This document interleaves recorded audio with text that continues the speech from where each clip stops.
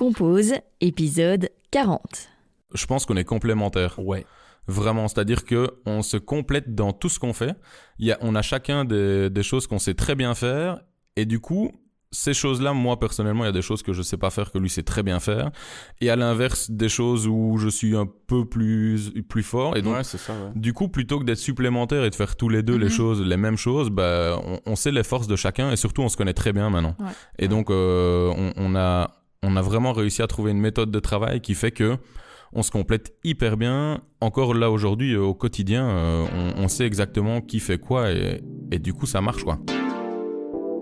Pour ce 40e épisode, j'ai le plaisir de recevoir Bastien Courtin et Quentin Lecaillé, DJ et producteurs que vous connaissez sans doute sous le nom de Calumnie. Ensemble, on a parlé de leur passion pour la musique née très tôt, de leur rencontre, de leurs premiers morceaux en collaboration, de la naissance de leur duo, de la vision entrepreneuriale de leur projet, de leur complémentarité, de l'équipe qui les entoure depuis le début, de leur premier album Hatch, de leur côté touche à tout. J'ai passé un très chouette moment avec eux et je crois que ça se ressent dès les premières secondes. Je vous souhaite une très belle écoute. Merci Bastien et Quentin d'être avec moi aujourd'hui sur Compose. C'était avec grand plaisir. Merci à toi pour l'invitation. Vous formez donc le duo Calumnie. Oui, c'est lui aussi. Je recommence. Elle sait pas pourquoi. Attends, mais... Non, je sais pas pourquoi. Ouais, mais pourquoi tu fais ça? Maintenant, tu commences à chaque Ok, interview. mais en fait, des fois, en début d'interview, on se fait toujours un petit signe, genre c'est toi qui réponds c'est à la toi qui première parles. question. Ouais, voilà, c'est ça. Mais désolé. là, c'était pas un petit signe, c'était il y avait un panneau Je derrière. pointe du doigt. Ok, sorry. Ce sera lui. Donc t'as bien compris, c'est toi qui commence. Ok. Tu veux, on recommence tout? Non, je pense que je vais même garder ça parce que je Allez. trouve ça marrant finalement. Yes. Authentique. Voilà, on veut du vrai. Donc, vous formez le duo Calumnie, C'est ça. mais on va revenir un peu au tout début. En fait, comment est né votre intérêt à chacun pour la musique? Waouh. On va pouvoir y répondre tous les deux à cette question. Alors moi personnellement, j'ai quelques vagues souvenirs quand j'étais vraiment très très jeune. Mes parents, ma maman écoutait Boney M et ABBA et Jean-Jacques Goldman. Alors ça c'était le trio à longueur de journée. Mon père il en pouvait plus. et puis donc ça m'a pas vraiment donné un bon a priori de la musique puisque j'étais très vite saoulé. Et donc il y a eu un petit creux jusqu'à mes 12-13 ans où j'ai été attiré par mes cousins qui étaient déjà un peu DJ. Ils avaient un peu du matos et ils aimaient bien un peu la musique électro la musique électro fin des années 90, donc c'est quand même loin de ce qu'on fait aujourd'hui. Et c'est ça qui a éveillé ma passion pour l'électro. Et du coup, après, j'ai acheté mes premières platines. Je crois que je devais avoir 13 ou 14 ans. Ah, trop bien. Grande communion, la base. Voilà, la base. Et puis voilà, petit à petit, la passion s'est révélée, quoi. Et là, tu commençais déjà à te produire un peu ou c'était vraiment dans ta chambre? Ouais, je me produisais parce que j'avais la chance d'avoir une grande famille, donc je me produisais aux communions, au mariage et aux fêtes de famille, quoi. Les anniversaires, tout ça, je crois que pour beaucoup de DJ, c'est la base. le premier public, quoi. Et c'est aussi un des plus difficiles à convaincre de par son hétérogénéité, on va dire. C'est il faut faire plaisir à tout le monde. Et donc du coup, on a appris Bastien comme moi par là, et c'était pas le plus simple des circuits, hein. Franchement. C'est vachement plus stressant d'être devant 20 personnes à un anniversaire que devant 1500 personnes à une soirée où on sait que de toute façon, peu importe ce qu'on mettra, ça va être la folie, quoi. Ouais. À fond. Mais ils sont pas plus gentils parce que justement, c'est un peu la famille, les amis? Après quelques bières, franchement. Ça dépend de l'heure, en fait. C'est ça, ouais. Et toi, Bastien? Moi, du coup, j'étais un peu touche à tout. Depuis tout petit, j'ai essayé tous les instruments. Piano classique, piano électronique, guitare, j'ai tout fait. Et jusqu'à mes 12 ans, sauf qu'en fait, j'arrêtais à chaque fois après un an parce que le solfège me saoulait vraiment. C'était vraiment la manière dont on me l'apprenait qui m'embêtait. Les instruments, j'ai toujours adoré ça. J'ai tout essayé, même le djembé, etc. Mais c'est seulement à mes 13-14 ans que là, en fait, avec un ami, on a voulu monter une sono. On s'est dit qu'on voulait avoir notre matériel à nous. D'ailleurs, mon meilleur ami, lui, est devenu ingénieur du son parce que la passion, elle était là depuis toujours. Et donc, on a commencé à acheter du matos avec l'argent qu'on avait de nos anniversaires. J'avais reçu une petite table de mixage par ma maman, je lui avais demandé, c'était juste la folie, sur ordinateur. Et puis petit à petit, en fait, on faisait les anniversaires des amis, des parents des amis, etc. Et donc petit à petit, voilà, c'est comme ça que ça a commencé. Et puis moi, au tout début, c'était tous les styles, quoi. Donc, moi, tout ce qui était même années 80, disco, j'aimais bien tout. Tant que les gens aimaient ce que je faisais, pour moi, c'était le plus important. Et c'est seulement par après que j'ai vraiment été dans un style vers l'électro et que je me suis spécialisé plus dans ce style-là, quoi. Et avant de former votre duo, vous aviez chacun un projet personnel. Comment vous avez en fait transformé ça, une passion plus jeune? Comment vous avez imaginé ça, devenir un projet professionnel? En fait, j'ai l'impression que ça se fait un peu tout seul. Je pense qu'en fait, la clé, une des clés, en tout cas pour nous, ça a été vraiment une révélation, c'est justement de pas se dire que ça peut un jour devenir quelque chose d'hyper sérieux. Nous, on l'a toujours fait parce qu'on kiffait ça et que quand on est sur scène, quand on mixe ou quand on est en studio, en fait, c'est notre kiff, quoi. On fait ça un peu égoïstement parce qu'on adore le faire. Et au final, c'est assez récent qu'on s'est dit, ouais, en fait, il y a quand même beaucoup de gens qui s'intéressent au truc. Peut-être qu'il y a quelque chose d'intéressant à faire pour que ça devienne beaucoup plus gros que ce que c'est pour l'instant. Mais en tout cas, moi, à titre personnel, quand je faisais ça tout seul, c'était vraiment pour mon propre kiff, quoi, de me dire ouais, putain, j'ai produit un son moi-même et aujourd'hui je le joue, il y a des gens qui l'écoutent, c'était la meilleure des récompenses, quoi. Je pense que jusqu'à il y a 5 ou 6 ans, je pensais pas du tout que ça allait devenir ce que c'est devenu aujourd'hui, quoi. Je sais pas toi, Bastien. Mais... Bah, on l'espérait. Moi je... Ouais, mais tu vois, t'essayes de te retirer l'idée de la tête pour pas justement que ça pollue ton esprit et que tu dises ah ouais, il faut que ça marche. Parce que c'est à ce moment-là que tu prends toujours des mauvaises décisions, donc. En fait, moi, ce que je trouve chouette, c'est que tout s'est fait tout seul. Mais comme il dit, en fait, on s'est jamais vraiment dit il faut qu'on arrive là. Mais c'est juste qu'à un anniversaire, finalement, il y avait un organisateur d'une soirée qui dit en fait, ce que tu fais, c'est chouette, viens faire le début de ma soirée. Et en fait, tout est crescendo. Et à cette soirée-là, il y a un autre organisateur qui te voit, qui dit punaise, c'est chouette, on va te mettre un peu plus tard la prochaine fois. Et en fait, tout se passe comme ça, tout seul. Mais aussi, c'est parce qu'on a attendu d'être prêt et que les gens sont venus nous chercher, entre guillemets, pour donner la chance. Donc, c'est vrai que quand on est arrivé dans ces soirées-là, même si c'était le début, on savait faire les enchaînements propres et on n'a pas grillé les étapes comme on aurait peut-être voulu le faire si c'était maintenant, quoi. Ouais. Mais je pense aussi que l'industrie aujourd'hui, elle a tellement changé, le marché est tellement saturé, surtout dans notre style, notre genre de musique électro. Aujourd'hui, c'est très accessible. Ça veut dire que quelqu'un qui a un peu de thune pour commencer, s'acheter du bon matos, après honnêtement 2-3 semaines de tuto, le gars il sait mixer, quoi. Il sait en tout cas faire plaisir à des gens à une soirée. Donc du coup, nous ça a été un peu notre chance, c'est qu'on est arrivé avant justement cette vague de saturation, et on a eu plus de facilité à faire notre place. Je pense qu'aujourd'hui, effectivement, il y a beaucoup d'artistes qui galèrent parce qu'ils se disent putain, maintenant il faut que je sois calé en réseaux sociaux, il faut que je puisse marketer ma musique et tout. Donc c'est beaucoup plus que ce que c'était il y a une dizaine d'années, ou même il y a 5 ans, quand nous on a vraiment commencé à bazarder, charbonner à 100% sur le projet Calumny. Par rapport à aujourd'hui, c'est plus le même game, quoi. Oui, justement, comment est né ce projet en duo? Nous, en fait, vu qu'on avait chacun notre propre projet, on tournait quand même en festival, on tournait quasi tous les week-ends, etc. Et vu qu'on vient de la même région, il y a des endroits où on se croisait. Et du coup, on se parlait, on buvait un verre ensemble dans les backstage. Et puis un jour, on s'est dit, tiens, pourquoi est-ce qu'on ferait pas une collab? Est-ce que ça tente, qu'on fasse... Donc la collab, le but, c'est que 2 projets se rencontrent pour faire un morceau ensemble, mais signé avec les 2 noms, quoi. Sauf qu'en fait, la collab, donc on l'a fait. Mais ça s'est tellement bien passé, en une soirée, on avait le single, quoi. Donc, pendant une semaine, on se disait, tiens, quand est-ce qu'on va la sortir? Puis à un moment, un de nous deux, je ne saurais même plus dire qui, mais je pense que de toute façon, on l'avait tous les 2 dans la tête, mais on s'est dit, est-ce que ça te chauffe pas?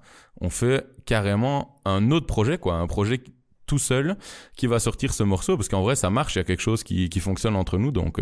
Et puis, Calumny est né. Hein. Ouais, il y avait une belle alchimie, et ça a duré, je pense, même beaucoup plus qu'une semaine. En fait, on n'osait pas demander à l'autre, t'as pas envie de lâcher ton projet solo, parce que là, on a un truc, quoi. C'est vrai qu'à Namur, parce qu'il faut savoir que la toute première fois qu'on a présenté le morceau, c'était à Namur, au bal des Busées. Donc, c'était au tout début du projet. Il y avait même pas de projet, en fait. Il y avait encore nos 2 noms.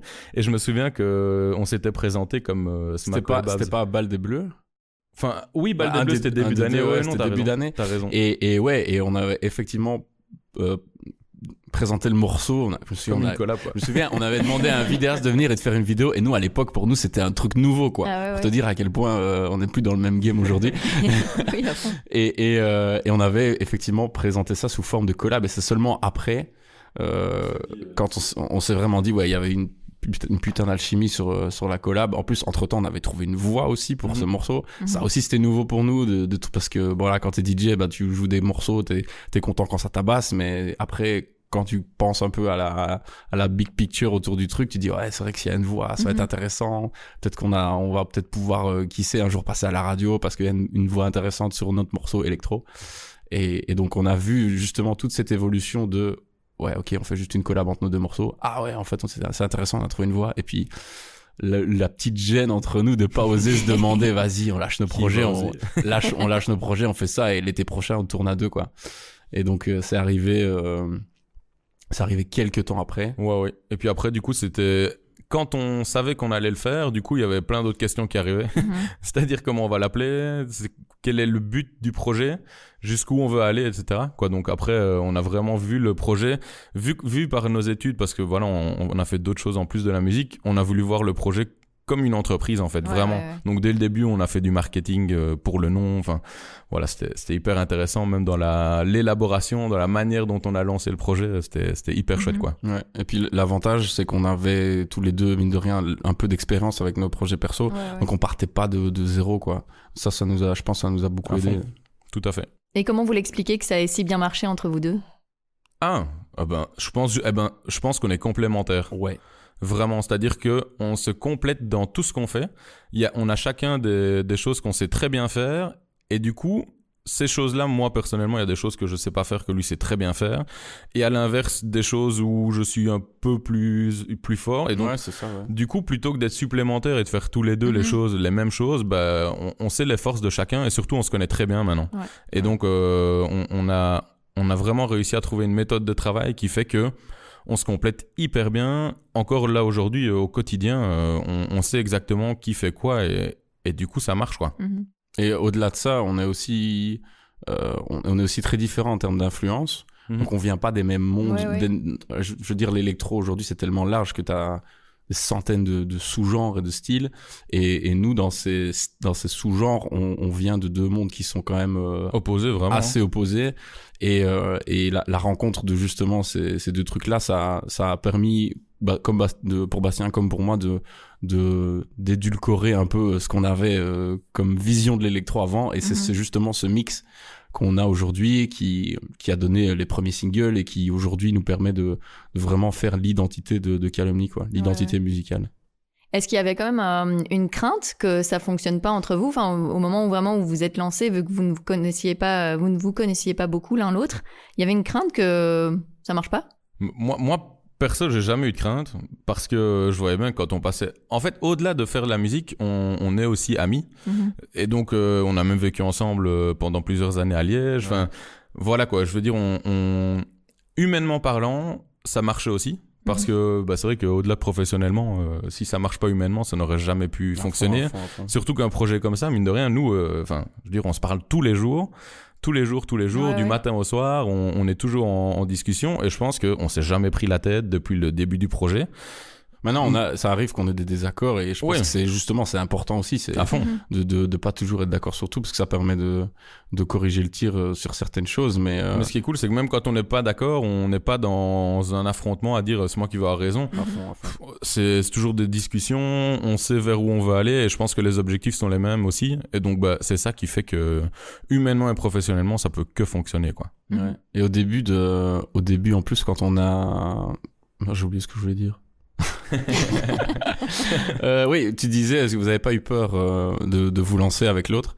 Je pense que comme on représentait un atout pour l'autre, en fait. Ouais. Bastien, il tournait énormément, et donc du coup, moi, je tournais très peu, parce que moi, ce qui me faisait kiffer, c'était la prod, et les dates, pour moi, c'était accessoire, quoi. Donc je me suis dit, là, c'est cool, parce que Bastien va m'apporter les dates, et Bastien, lui, il tournait tellement que je pense qu'il avait peu de temps pour faire de la prod et tout, et moi, j'avais justement ce côté gros geek de studio, je fais de la musique tous les jours, et pour toi aussi, du coup, ça représentait vraiment une nouveauté, et donc du coup, c'est ce fait d'avoir une personne qui amène une nouveauté hyper importante dans un projet musical qui nous a hyper attirés tous les deux, quoi. Ouais. Et donc du coup, ça dépassait largement la peur que ça puisse un jour parler, même si on est tous les deux des mecs chill. Donc, à fond. Et en vrai, on a mis toutes les chances de notre côté aussi pour que dès l'annonce du projet, que ça puisse prendre, quoi. Donc, c'est-à-dire que même avant qu'on l'annonce, on a déjà des dates de prévues. Le jour où on l'a annoncé, la page Facebook, elle l'a décollé en une fois parce qu'on avait, enfin voilà, on avait tellement travaillé le projet c'est ça. qu'on n'y allait pas à l'aveugle. Donc, il y avait une stratégie derrière. Franchement, il y avait, et tout, on aurait pu se viander, mais voilà, on avait mis toutes les chances de notre côté, en tout cas pour pas que ça se passe. Et du coup, c'était la continuité pour nos deux projets, en fait, simplement en un seul, quoi. À fond. Et comment vous avez travaillé du coup, notamment à la composition des morceaux? Parce que là, vous passez de être tout seul devant son PC, ses instrus, etc. Et là, vous êtes à deux. Comment vous gérez ça? En fait, ce qui était chouette, c'est que du coup, très vite au début du projet, on s'est retrouvés dans la même, dans le même endroit. Et c'est surtout que de toute façon, on est quand même autonomes tous les deux. Donc, c'est-à-dire que Quentin peut commencer un morceau de son côté, me l'envoyer, avoir un feedback, puis le continuer, puis on se voit. On n'est pas obligé d'être toujours à deux au studio pour faire un morceau, quoi. Et même là, dans la technique, on se complète hyper bien parce que Quentin, lui, il est hyper technique. Enfin voilà, il a des compétences de fou. Moi, je suis plus trouver des mélodies, trouver des petites choses à rajouter dans l'arrangement, des choses comme ça. Et du coup, voilà, encore une fois, on est hyper complémentaires pour cette partie-là aussi.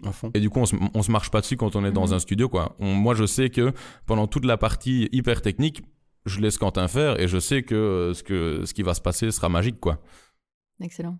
Et du coup, pour qu'un morceau sorte ou un clip ou un visuel, il faut vraiment que tous les deux, vous soyez en accord sur tout. Ouais, ça c'est sûr, On allait même jusque... Enfin, je pense que même on le fait encore un peu maintenant, valider les légendes des posts Instagram et tout, tu vois.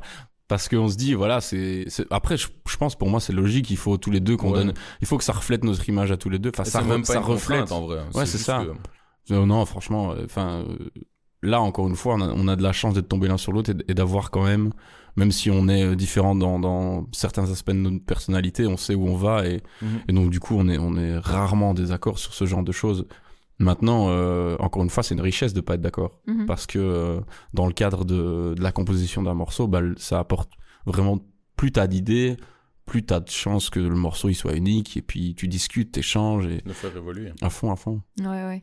Et tu le disais tantôt, vous avez été filmé pour votre premier morceau pour la diffusion. Maintenant, aujourd'hui, vous êtes vraiment présent sur les réseaux, notamment avec les vidéos.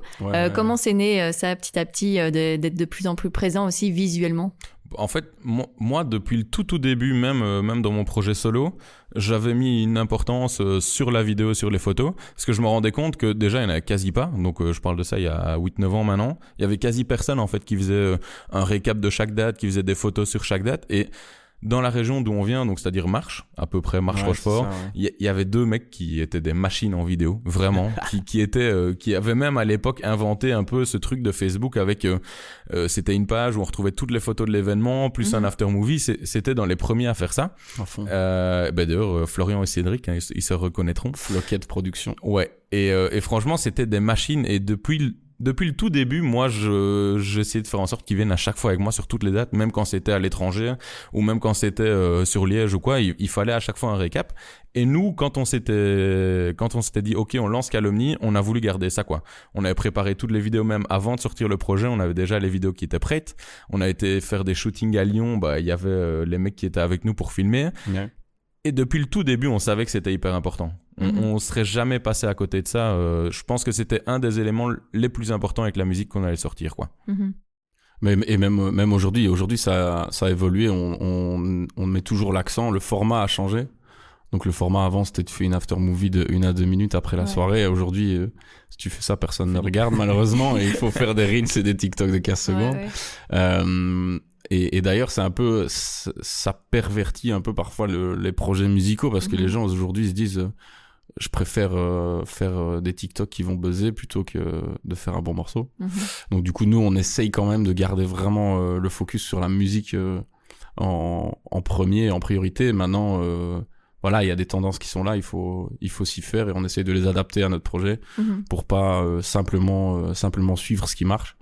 Mais voilà, je pense en tout cas, pour nous, on s'en sort pas trop mal, quoi. Donc c'est le plus important. Et surtout, on est toujours avec la même. Donc c'est ça aussi notre force, c'est qu'en fait, Calomnie, c'est les deux que vous entendez ici. Mais en réalité, derrière, il y a toute une équipe de fous qui nous suit sur chaque date, qui est à chaque fois avec nous. Mais Enfin, c'est tous devenus des amis, quoi. Là, on est une grande famille. Calomnie, on est 2 sur scène, mais en réalité, il y a nos vidéastes qui sont là aux anniversaires, ils sont là, ils sont là tout le temps, quoi. On les voit tout le temps, parce que, ils font clairement partie de la famille. Et que, franchement, grâce à eux, je pense qu'on n'aurait jamais réussi à arriver aux objectifs qu'on s'était fixés, quoi, vraiment. Et ils ont même carrément une vue un peu de direction artistique sur notre projet aussi. Ils nous donnent des avis hyper importants. C'est eux qui sont aussi à la tête des clips qu'on fait, donc il y a rien à faire. Ils sont là et je pense que c'est très important qu'on ait gardé justement cette relation avec eux depuis super longtemps et que ça change absolument pas, peu importe ce qui se passe dans notre projet, quoi. Et puis c'est peut-être ça aussi qui fait que, en tout cas en tant que spectatrice, quand on regarde les vidéos, on a l'impression que vous marrez en fait dans toutes les vidéos quand vous faites la promo de l'album ou d'un single comme ça avec les gens qui passent en voiture et que vous avez les affiches. Enfin, vous avez l'air de vous marrer, quoi. Ce jour-là, on a vraiment, on s'est bien marré. Ouais. Bon, il faisait froid, il pleuvait, donc ça c'était moins cool. Mais ouais, c'est ça, c'est le plus important. Si tu fais un projet musical et que tu t'amuses pas, à quoi bon, quoi. En tout cas, nous, c'est aussi quelque chose après, on ne s'oblige pas, tu vois, mais on veut juste être nous-mêmes, quoi. Ouais. Tant pis si ça peut déplaire à certains, tu vois, mais nous, quand les gens nous voient arriver, que ça soit en interview ou que ça soit à une date, en vrai, on triche pas, on fait pas des choses qu'on ferait pas chez nous. Enfin, on est juste nous-mêmes et on veut juste kiffer le moment avec finalement nos amis et c'est la famille, quoi. Ouais, c'est ça. Et je pense que c'est un des éléments les plus importants pour, je vais pas dire réussir dans la musique, mais pour avoir un projet dont t'es fier, c'est l'authenticité, quoi. Que ça plaise ou pas aux autres, tant que ça te plaît à toi, faut pas changer pour les autres, quoi. Et là, fin mars, il y a le premier album qui est sorti. Yes. Vous sentiez que, après environ 5 ans de projet, c'était le moment pour vous de sortir cet album? Parce que c'est une grande étape aussi. À fond, franchement, c'est une grande étape. Et surtout dans l'électro, a priori, c'est pas une étape qu'il faut passer. Je veux dire, là, aujourd'hui, dans le contexte de l'industrie de la musique, en réalité, sortir un album dans l'électro, il y a quasi pas d'artistes électro qui le font. Nous, on l'a fait parce que pendant le Covid, on a eu du temps comme jamais on a eu du temps. Je pense que l'ordinateur de Quentin est rempli de quelques heures de production de musique qui ne sortiront probablement jamais. Qui ne sortiront peut-être jamais. Mais et du coup, c'est juste qu'on est arrivé à un constat de se dire mais qu'est-ce qu'on va faire de tout ça? Parce que là, c'est vrai que nous, on avait notre voilà un peu on avait trouvé un peu comment fonctionner, c'est-à-dire avec un single à peu près tous les 4 mois qui était pris par une radio, puis après les 3 mois et demi de rotation on ramenait un nouveau single. Sauf qu'en réalité nous on voulait aller plus loin, quoi. Vu qu'on avait tout ça, on s'était dit ce serait dommage de s'arrêter là, alors qu'en vrai on a vraiment de quoi faire le projet et de pouvoir le présenter du coup sur scène en jouant que nos morceaux, parce que je pense que c'est ça aussi que nous on veut faire. C'est pas jouer que les morceaux des autres, mais aussi vraiment pouvoir mettre notre identité en avant, quoi. Et donc du coup c'est comme ça que c'est arrivé. Mais donc du coup on a énormément produit pendant le Covid, mais pendant le Covid, on n'avait pas encore, on avait juste le constat qu'on avait beaucoup de musique, mais on savait pas encore trop quoi en faire. Et je pense que la décision vraiment finale, elle est venue il y a vraiment pas si longtemps que ça. C'était il y a une grosse année. Bon, quand on sait le travail que ça représente un album, généralement, tu te décides un peu avant. Et c'est là qu'on s'est dit, ok, maintenant on charbonne à fond et on va essayer de tout taper pour pouvoir le sortir là début 2023 et qu'il puisse justement nous servir pour toute l'année 2023. Et comme Bastien le disait, c'est trop bien de se dire qu'on va pouvoir jouer plus de nos morceaux sur scène, parce que c'était aussi une observation qu'on a faite avec les singles qu'on a sortis en 2019 et en 2020, c'est que c'était des morceaux dont on était très fiers, etc. Ça, c'était pas la question, mais pour les jouer en DJ set, c'était parfois très compliqué pour nous parce que l'énergie était pas là, en fait. L'énergie est très différente. Les singles marchaient bien en radio, mais on remarquait qu'il manquait un peu de pêche pour maintenir une énergie avec un public pendant 1 heure de set, parce que le reste de notre set est généralement un peu plus soutenu, quoi. Et c'est aussi après cette observation-là qu'on s'est dit ça serait cool qu'on puisse vraiment amener nos singles, amener les morceaux de l'album, enfin les morceaux d'un même projet sans devoir faire des exceptions dans le set, prévenir les gens que ça va un peu descendre. Ouais. Et c'est aussi ça qui nous permet aujourd'hui d'avoir une idée encore plus précise de où on veut aller. Et justement, ce gros projet, ce gros truc qu'on a là dans les mains, nous permet maintenant d'avoir des sets hyper logiques et de plus avoir ce souci qu'on avait avec la différence d'énergie, quoi. Et comment vous l'avez construit alors, l'album ? Enfin, pourquoi ce sont ces morceaux-là que vous avez choisis ? Quel est le fil conducteur ? Comment vous avez travaillé sur ça ? En fait, je crois que des morceaux, on aurait pu encore en mettre plein. Parce que là, en réalité, il y a plein de gens qui nous ont dit « Waouh, 16 morceaux !» Pour un album, c'est vrai que c'est rare maintenant. Ouais. La plupart des albums, 10, 11, ou alors c'est des EP qui en ont même moins. Ouais. Et nous, déjà, ce qu'on voulait, c'était pas se fixer une seule vibe ou un seul style, et où chaque morceau se ressemble, et où finalement, on écoute 16 fois la même chose, quoi. Donc, nous, on a vraiment voulu choisir déjà ce qu'on aimait, ce qu'on préférait dans tous les morceaux qu'on avait, mais surtout les morceaux qui avaient une dynamique et une construction qui était similaire, même si finalement c'est pas le même style, parce qu'on a plein de styles différents mais qui se complètent et qui sont logiques grâce aux instruments qu'on utilise, grâce aux différentes ambiances qui sont installées. Et donc le choix des morceaux, il était surtout dans cette cohérence-là, de se dire tiens, est-ce que ce morceau-là, il a sa place au niveau de la cohérence, au niveau de la dynamique, etc. Et c'est comme ça qu'on a fait ce choix. Et surtout, la construction, elle se fait plus dans l'ordre qu'on a choisi, en fait. Ouais. C'est-à-dire qu'il y a vraiment une montée tout du long dans l'album avec vraiment différents styles, mais qui sont cohérents, et on ressent cette montée quand on l'écoute dans l'ordre qu'on a choisi, quoi. À fond. Et puis même dans l'ordre pratique des choses, à un moment, faut dire stop, quoi. Parce qu'à un moment, on devait passer à la réalisation des visus, envoyer les morceaux au mastering, et donc, quand t'as un rétro-planning et tu dis j'ai envie de sortir l'album en mars, il fallait respecter. À un moment, en janvier, il fallait qu'on balance tout, et on n'avait plus le temps d'hésiter sur les morceaux. Donc, il a fallu foncer, on a foncé. Et c'est ça qui a donné les 16 titres, quoi. Et vous avez fait une release party. Ça vous a fait quoi, comme ça, de le présenter à quelques personnes ? C'était fou. De base, c'était quelques personnes, et finalement, il y avait quand même on était plus de 200 personnes. Donc, donc c'était chouette. Mais non, c'était inexplicable l'énergie qu'il y avait, et puis de voir tous ces gens qui sont venus exprès pour nous. Habituellement, nous, on mixe à des soirées où les gens, ils viennent pas. Enfin, si, ils viennent pour les artistes, mais il y a pas que nous, quoi. Là, il y avait que nous. donc c'était top. Et puis on a fait ça dans un café à Bruxelles. Et l'avantage, c'est qu'il y a énormément de professionnels aussi qui se sont déplacés. Donc nous, ça nous a fait franchement, notre sortie était déjà réussie, quoi, parce que on a vu des mecs qui se sont déplacés pour nous, et on s'attendait pas du tout à ce que ces gens-là viennent. Donc c'était vraiment très très rassurant aussi pour nous de se dire ok, même si l'album il est mauvais, la release party elle est réussie, donc c'est bon, quoi. Et puis le présenter comme ça la veille de l'album, c'était aussi un challenge, parce que la release party au final c'est quand même du boulot d'organiser une soirée, vraiment, hein. Et on a organisé ça en 3 semaines en ayant toute la promo de l'album à faire et tout, parce que on est quasi des artistes indépendants. On a sorti l'album avec une structure qui nous aide énormément pour la distribution, etc. Mais tout ce qui est promo, marketing, réalisation des visuels, même dans la pratique du mix, mastering, etc., on a dû se débrouiller. Donc c'était un mois assez chargé.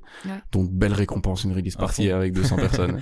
À fond. Et puis c'est surtout que là, du coup, après tout le travail que ça nous a demandé, c'est la première fois qu'on voit la réaction des gens sur les morceaux, quoi. C'est ça. Donc, parce que la crainte aussi, c'est de se dire, les gens, ils vont venir passer 1h15 devant nous sans connaître les morceaux, quoi. Donc soit c'est bon et les gens vont faire la fête, soit en fait c'est nul et ça va pas se passer comme on le pense. Mais du coup c'était trop chouette, parce que on a vu la vibe que les morceaux apportaient sur des gens en réalité, donc on se dit ok, là on est prêt, quoi. Donc le lendemain, quand on a sorti l'album, là c'était, en plus on n'a jamais eu, je pense, autant de réactions, autant de stories, puisque les gens ils avaient déjà découvert l'album, donc les gens en parlaient déjà avant même qu'il soit là. Franchement c'était trop bien, trop bien. C'était incroyable. Vous sentez que vous avez vraiment passé une étape en plus dans le projet, là ? En tout cas, ce qui est sûr, c'est que on a passé l'étape qu'on voulait, nous. Et donc ça, je pense que c'est le plus important. On voit aussi les médias, on a eu de l'intérêt de plein de médias, plus encore que quand on sortait juste des singles. Donc c'est hyper satisfaisant de se dire que ok, l'album, les gens l'ont écouté, les gens ont compris le travail que ça nous avait demandé et surtout, il a été super bien accueilli.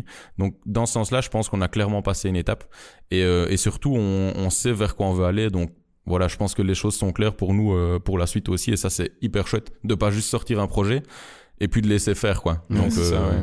Le suivi, c'est aussi hyper important, ouais.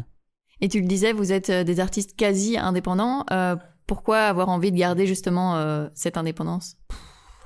Il y a beaucoup de raisons. Hein. Il y a beaucoup de raisons. On a eu une expérience pas ouf dans le passé, au tout début de Calumny, où on a sorti certains morceaux avec une structure qui nous a proposé un contrat qu'on a signé, et donc pendant 3 ans on s'est un peu senti je vais pas dire enfermé parce qu'ils nous ont quand même il y a eu des opportunités grâce à cette structure, mais on n'avait pas la main mise sur certains aspects de notre projet et ça nous a énormément dérangé. Et donc en fait, une fois qu'on est sorti de cet accord en 2021, on s'est dit là maintenant c'est bon, plus tout de suite quoi. Donc on a fonctionné avec des partenaires morceau par morceau, ouais. Et encore aujourd'hui ça fonctionne très bien. L'album on l'a sorti avec un label de La Louvière, donc c'est en plus du local, donc la communication est quand même beaucoup plus simple, beaucoup plus rapide, vraiment. Quand c'est quelqu'un c'est tout con mais qui parle ta langue et que tu peux appeler plutôt ou voir en personne plutôt que d'attendre qu'il réponde à ton mail. Donc du coup voilà. Et puis je veux dire, on a pas eu énormément de choix parce que comme Bastien le disait tout à l'heure, un album pour un artiste électro c'est quelque chose qui est assez, je vais pas dire unique, mais c'est peu commun. Ouais. Et donc ça veut dire que peu de maisons de disques vont décider de se risquer sur ce genre de projet, sauf si voilà t'es en travail avec eux depuis plusieurs années. Ok, là ils peuvent peut-être te suivre, mais donc du coup nous on savait que avec le temps qui était imparti, si on voulait réaliser ce projet, le sortir en 2023, respecter tout ce qu'on s'était donné comme deadline et comme étape, on pouvait pas impliquer une maison de disques, une grosse structure dans le projet, parce que tout aurait pris énormément plus de temps et au final on aurait dû changer beaucoup de choses, je pense. Sur le produit qui est sorti, quoi. On savait tellement vers où on voulait aller, parce que finalement nous quand on a fait le projet on avait des majors avec qui on a discuté pour pouvoir le sortir, mais en réalité on s'est vite rendu compte que le produit, nous, on voulait le sortir comme ça. Ouais. Pas autrement, on voulait pas.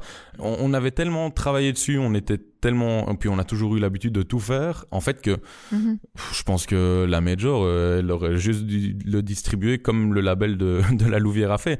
Et donc, voilà, je pense qu'eux, ils auraient voulu changer des choses. Nous, ça ne nous aurait pas plu. Et je pense que la meilleure solution, quand on est tellement impliqué dans un projet, finalement, c'est juste de s'occuper de ça soi-même, surtout quand la mécanique, elle marche, quoi. Ouais, c'est ça. Et puis, on s'est juste fait confiance et au final, je crois qu'on le regrette pas, quoi. Non, clairement. Et c'est un peu dans la lignée de ce que tu disais, Bastien, sur le fait que vous avez vraiment réfléchi à ça comme un projet entrepreneurial, quoi. Exactement. C'est garder la maîtrise. Tout à fait. Tout à fait. Et puis c'est mine de rien, voilà, sortie après sortie, on apprend des choses. Donc on comprend les choses, on voit un peu comment il faut fonctionner avec tel ou tel partenaire. Et donc on se rend compte aujourd'hui que la plupart des partenaires, on les connaît. Donc finalement, pourquoi mettre une autre personne dans la boucle pour faire ce qu'on sait déjà faire nous-mêmes. Et puis franchement, la liberté qu'on a là aujourd'hui, si vendredi on veut sortir un morceau, on le fait, quoi. Il y a personne qui va nous dire non. Et ça, nous on a plein de connaissances dans le milieu qui nous ont raconté ce qui leur était déjà arrivé. Et on a vraiment une grosse crainte de ça, d'être bridé, d'être obligé de faire des choses qu'on n'a pas envie de faire. Et donc franchement, je pense que c'est la bonne méthode qui nous va et qui nous convient à nous, quoi. Après il y a cet aspect sur le long terme qui peut parfois faire peur, mais au-delà de ça, la musique électro fonctionne énormément avec les labels. Donc je pense pas qu'on peut les appeler des maisons de disques, mais il y a des labels qui sont hyper réputés dans le monde et qui sortent morceau par morceau des one shot. Et ça, c'est clairement, ça a toujours été dans le coin de notre tête et on n'exclura jamais, je pense, cette opportunité, parce que ça t'ouvre à un public électro et ça t'ouvre pas à un grand public. Donc c'est aussi hyper intéressant pour choper des nouveaux fans et choper des gens qui peuvent être potentiellement intéressés plus par la musique que tu sors que par tes Reels ou par tes TikTok. Et donc ça, c'est quand même évidemment hyper important aussi aujourd'hui, quoi. Et j'ai l'impression, en tout cas de l'extérieur, qu'on vous voit dans plein d'événements différents. Enfin, vous êtes vraiment... l'été, c'est très chargé pour vous. Ouais. Comment, du coup, vous bossez là-dessus? Ça, c'est vous aussi qui gérez tout cet aspect booking? Ça, du coup, non. Ouais, non, on l'a fait au début. Ouais. On l'a fait au début. Et là, depuis 2 ans, on bosse avec un agent. Donc, c'est FKP Scorpio pour ne pas le nommer. Et voilà, notre agent Xavier est arrivé sur notre route et c'était une excellente rencontre. La collaboration fonctionne hyper bien avec lui. Et donc, du coup, ouais, on a un agent qui gère quand même toute cette partie date parce que c'est énormément de boulot aussi entre les demandes qui rentrent chez nous. Et donc, du coup, voilà, la taille du projet fait qu'aujourd'hui, c'est bien mieux qu'on fait ça à quelqu'un plutôt que si l'artiste répond en direct. Et puis l'autre partie, c'est la partie démarchage. Donc quand c'est pas les demandes qui viennent vers nous, c'est nous qui demandons en gros.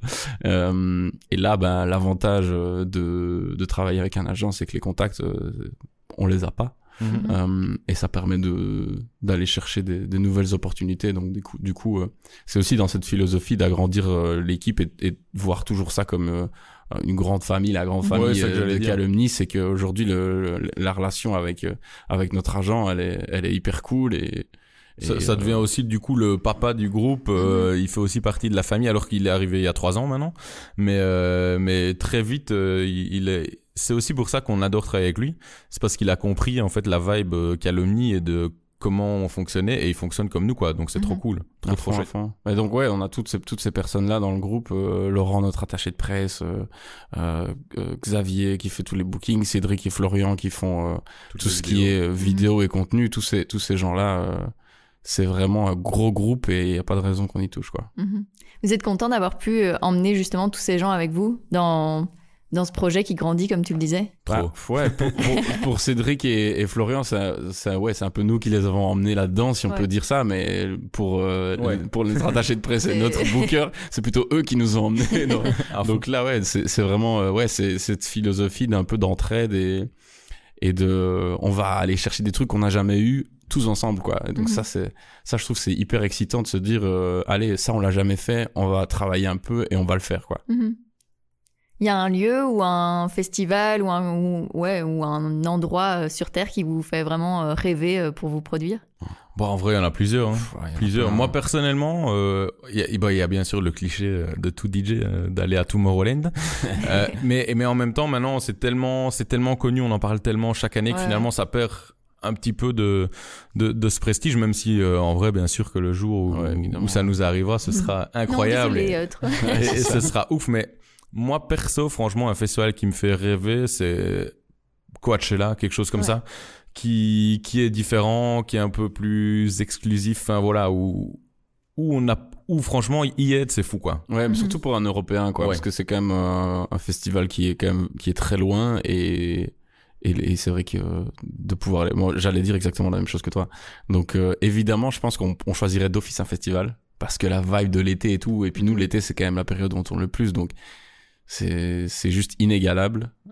Donc ouais, full Coachella et Tomorrowland of course. Évidemment Tomorrowland, quoi. En vrai, ce qui est cool, c'est que nous chaque année on se dit putain, on a fait une plus grosse scène que l'année passée ou une plus prestigieuse, quoi. Et on aime bien de pouvoir toujours se dire qu'il y a une évolution, même si elle est petite. C'est mieux de remarquer une petite évolution plutôt que de se fixer des attentes qui sont inaccessibles et d'être déçu parce qu'on n'y arrive pas. Donc du coup, nous, ça permet de garder justement cette vibe hyper cool, hyper chill, tout en accomplissant de grandes choses. C'est de justement pas mettre nos attentes trop hautes, quoi. Donc on va pas dire Coachella ni Tomorrowland, voilà. On va rester là où on est. Vous faites parfois comme ça un bilan de ces années de projet. Vous vous dites quand même que il y a du parcours, il y a du chemin parcouru depuis le début. En vrai, il y a parfois où on se dit punaise, trop dommage, on n'a pas eu ça, punaise, déçu. Et puis très souvent, on fait le petit pas de côté, là, le petit saut en hauteur pour revisualiser un peu le projet. Et souvent, quand on s'en parle en se disant, mais en fait, t'imagines que là maintenant on a ça, qu'on a à peine sorti, il y avait tel média qui en parlait direct, et alors là souvent on se dit, rappelle-toi il y a 3 ans quand on est passé pour la première fois en radio où on sautait dans tous les sens, où nos parents nous appelaient tu viens de passer sur et en fait dès qu'on prend un peu de recul, c'est là qu'on se rend compte vraiment de ce qu'on a accompli, quoi. Et où finalement les quelques frustrations qui peuvent arriver, comme dans tout projet, de se dire c'est dommage, on pensait qu'on aurait et puis finalement on n'a pas, on les oublie très vite, parce que finalement quand on prend vraiment du recul et qu'on visualise vraiment le projet, on se rend compte que on est arrivé bien plus haut que ce qu'on aurait pu même rêver un jour au tout début du projet, quoi. À fond. Mais ça, c'est un peu un piège aussi, c'est de toujours être un peu ne voir que la déception et de pas fêter les accomplissements. Et ça, pour ça, toi t'es fort. Pour voir le positif, t'es plus fort que moi. Moi, des fois, j'ai des petites périodes de bad où je me dis putain, en fait, c'est nul. On n'y arrive pas, ça on l'a pas, machin. Mais c'est vrai que, comme tu dis, il y a au tout début le premier passage radio. Franchement, on était comme des oufs, quoi. On était refaits. Aujourd'hui, nos morceaux, ils passent 15-20 fois par jour à la radio. On n'accorde pas l'importance suffisante parce que c'est déjà arrivé des milliers de fois, alors qu'en fait, il y a pas de raison, quoi. Alors qu'en vrai, c'est ouf, et c'est toujours aussi ouf aujourd'hui. C'est ça le piège, c'est qu'il faut pas banaliser des trucs comme ça qu'on a accompli une fois, parce que on pourrait très bien ne plus être capable aujourd'hui d'avoir des morceaux en radio, et c'est pas le cas. Donc. Oui, c'est ça. En fait, il faut célébrer le fait que ça continue, quoi. Exactement. C'est ça, tout à fait. À fond. Et puis de voir ces petites choses qui finalement, il y a toujours plus, quoi. Jusque-là, moi, on en avait parlé il y a pas longtemps. En fait, à chaque fois qu'on faisait quelque chose, il y a toujours quelque chose de nouveau qui se rajoutait. Ouais. Et donc finalement, juste se dire, mais c'est trop bien. Et tant mieux, on continue les marches par marche. Et puis le jour où il faudra, on aura la grosse marche en plus. Et voilà, quoi. Vous vous imaginez, ou en tout cas, vous en avez envie de pouvoir vivre un jour à 100% de ce projet musical ? Moi, je pense que d'office, c'est l'objectif de faire que ça, mais je ferai jamais que ça. Je pense que je continuerai toujours à avoir 1000 projets sur le côté, à monter des choses en plus, mais en lien avec la musique. Hein. Donc, j'irai pas dans tous les sens, en lien avec la musique, mais c'est sûr que l'objectif, c'est ça, mais en continuant, en faisant des business en plus sur le côté, quoi. Ça, je pense que c'est ce qui nous fait vibrer. Ouais, et puis c'est en fait, on est vraiment touche à tout, et on a des forces qui dépassent le cadre musical, donc en fait on aime bien les mettre en application aussi. On a la chance de pouvoir les mettre en application dans notre projet, parce que aujourd'hui un projet musical, c'est du marketing, du Photoshop, enfin il y a 1 million de métiers qui englobent celui de la musique, et encore plus la musique électro, parce que la plupart des producteurs, ils font leur mix eux-mêmes. C'est des ingé-sons, les mecs, c'est pas juste des producteurs, ils sont aussi calés dans tous les métiers du son. Mais ouais, c'est sûr que oui, si on pouvait ne faire que du calomnie au sens large du terme, on va dire. Oui, c'est sûr que c'est un objectif, mais comme on le disait tout à l'heure, on essaye de pas trop le sortir en grand et de le dire ouvertement à tout le monde, parce qu'on veut pas rêver trop et se casser la gueule. On préfère y aller step by step et toujours garder les pieds sur terre, et comme ça ça nous permet d'avoir des petits accomplissements, mais une bonne méthode de travail, quoi. Et comme ça Qu'est-ce que vous faites faites à côté, et du coup comment vous organisez votre temps ? Moi, du coup, parce que du coup, la musique, elle a commencé très tôt, hein, même en tant que DJ, même à 16 ans. Enfin, voilà, je disais déjà à mes parents, je crois que plus tard, ce serait quand même chouette. Mais du coup, mes parents, qui étaient tous les deux instits primaires, m'ont dit, il faut faire des études d'office. Ils m'ont toujours suivi, alors ça veut pas dire suivi financièrement, mais ça veut juste dire, ce que tu fais, c'est chouette, crois en tes rêves et vas-y. Mais par contre, ils m'ont dit, il faut un papier, voilà, parce que la musique, mine de rien, c'est quand même pas la valeur sûre, et tout le monde peut pas réussir dedans. Et donc moi, j'ai fait des études de prof de sciences à Louvain, et puis après ça j'ai fait un master en management artistique, et aujourd'hui du coup je fais de la consultance pour une télévision locale. En plus de ça, je fais du management artistique et du booking, et je suis encore quelques jours prof de sciences. Ça va, c'est pas mal, hein. Pas mal, hein.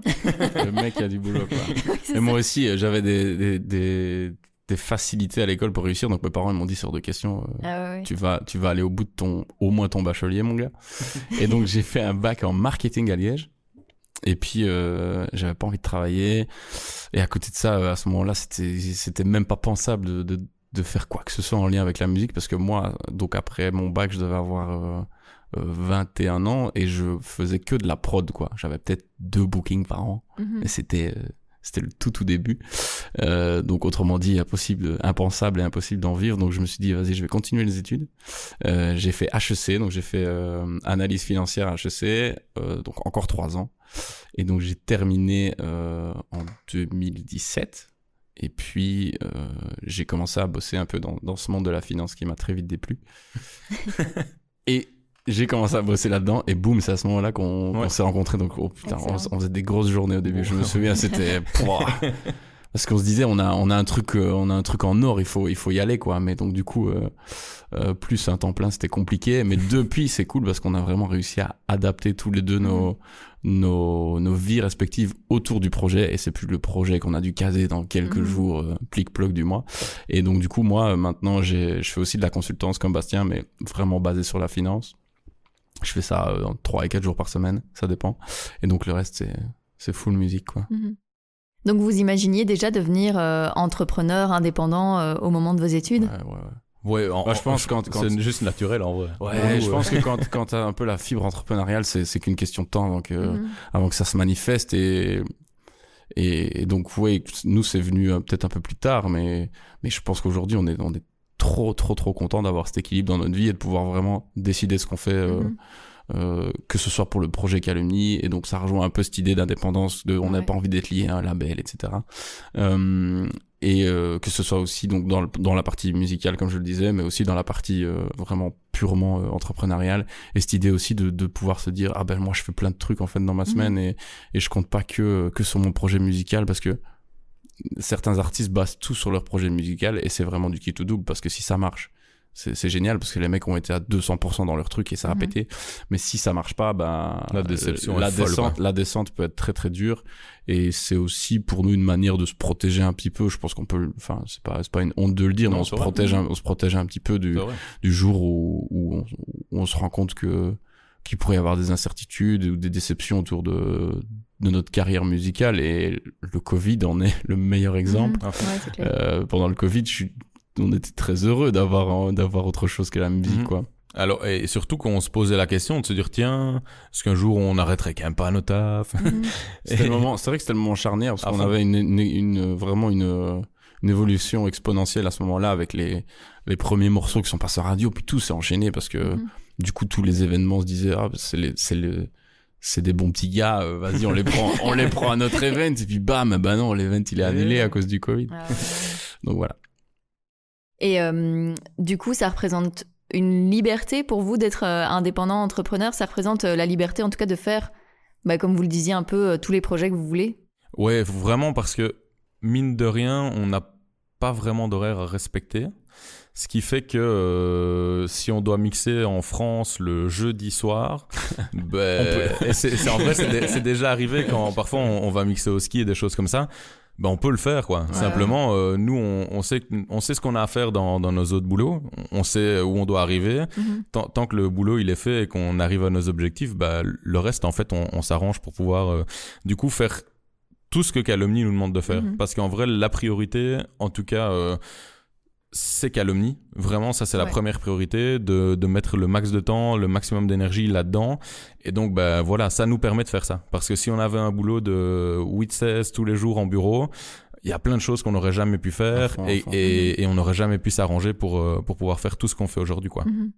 Et c'est une sécurité, mais c'est aussi peut-être un besoin pour vous de justement avoir plus que la musique. Tu disais que tu aimais bien toucher à tout, notamment visuel, etc., marketing. Enfin, c'est un besoin de tester d'autres choses. Et puis ça, je pense que aussi ça nous permet de pas prendre. En fait, on prend jamais le côté financier en compte. Que ça soit pour les dates de Calumnie ou pour tout ce que ça nous demande d'investir dans notre projet, et ça rejoint encore une fois le côté d'être un artiste indépendant.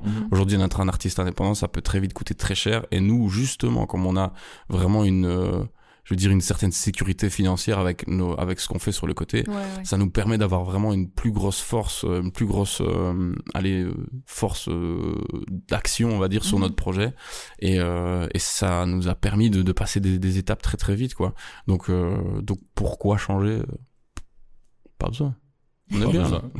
En tout cas pour l'instant, voilà, à notre niveau. Et entre 2018 quand le projet a commencé, et aujourd'hui, je veux dire la proportion Calumny reste du travail ou reste du temps, elle a été un peu déséquilibrée, quoi. Donc le temps qu'on consacrait à Calumny au début, il était plus petit que ce qu'on lui consacre aujourd'hui. Donc c'est cool de voir aussi cette évolution et de voir que ça ne change pas nos équilibres personnels l'un et l'autre, parce qu'évidemment on a chacun notre vie, donc c'est aussi parfois des contraintes et des difficultés. C'est qu'on doit se coordonner dans nos vies, on n'est pas tout seul, quoi. Donc on peut pas tout faire comme si on était solo.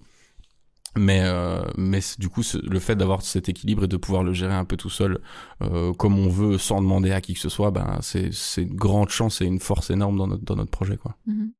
Et quelles sont vos prochaines envies justement pour ce projet ?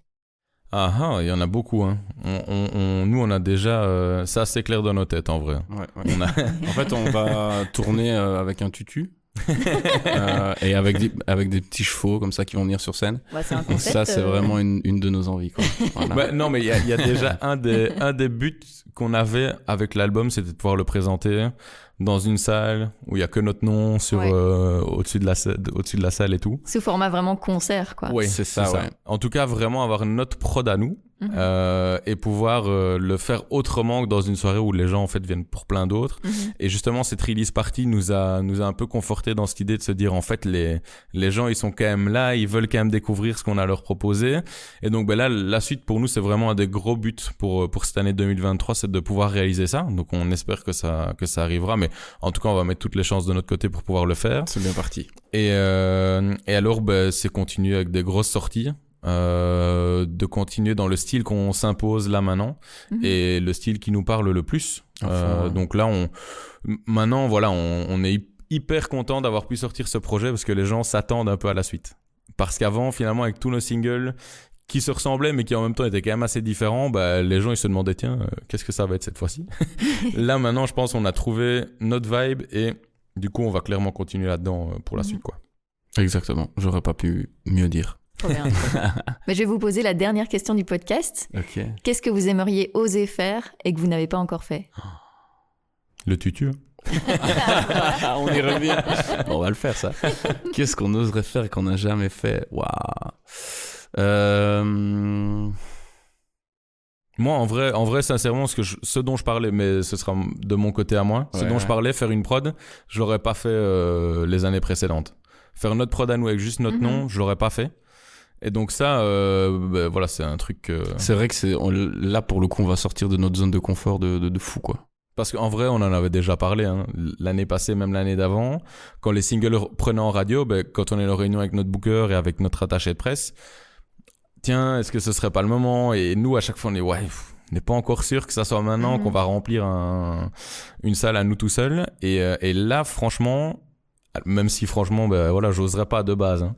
Mais je pense que c'est maintenant, quoi. Et je serais hyper fier qu'on arrive à remplir un endroit avec notre nom et à faire en sorte qu'on joue que nos morceaux et que les gens soient venus pour ça, quoi. Ça, pour moi, ce serait mon... C'est ça ce qu'il faudrait qu'on ose faire, quoi. Et moi, je pense que ça serait qu'on décide de lâcher encore un peu plus de ce qui n'est pas du Calumny dans notre emploi du temps pour le consacrer à ça. Mais je pense que pour ça, on le fera, mais on est tellement les pieds sur terre qu'il nous faudra un déclic. Et ça pourrait être, je sais pas moi, des dates à l'étranger, une tournée à l'étranger qui s'organise. Ça, je pense, ça pourrait vraiment être un élément qui nous pousserait justement à passer ce déclic. Mais moi, je rêve qu'on arrive à un moment où on osera justement passer ce step. C'est pas encore pour tout de suite, mais je pense que ça arrivera. Trop bien. Merci beaucoup. Merci à toi. Merci à toi. Merci Bastien et Quentin d'avoir accepté mon invitation. Je vous mets quelques liens pour les suivre dans les notes de cet épisode. J'espère qu'il vous a plu. Alors si c'est le cas, n'hésitez pas à me le faire savoir en laissant commentaires et étoiles sur la plateforme que vous êtes en train d'utiliser pour écouter et à vous abonner à Compose sur tous les réseaux sociaux. Et puis, si vous voulez m'aider à développer ce projet, n'hésitez pas à soutenir financièrement le podcast via Patreon et KissKissBankBank. Tous les liens sont dans les notes. On se retrouve dans 2 semaines pour un nouvel épisode.